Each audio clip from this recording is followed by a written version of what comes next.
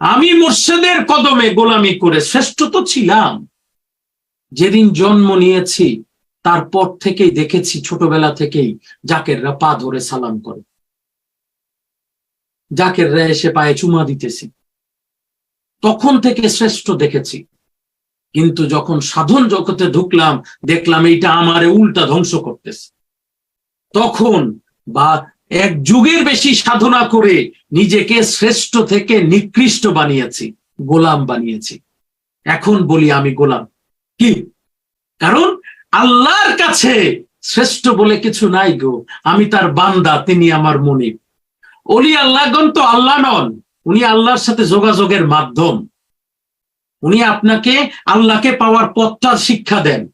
আপনি যদি তার কাছে এসে নিজেকে আলোকিত করেন, আপনি যদি তার কাছে এসে নিজেকে চরিত্রবান বানান, তাহলে না আপনি আল্লাহকে পাবেন।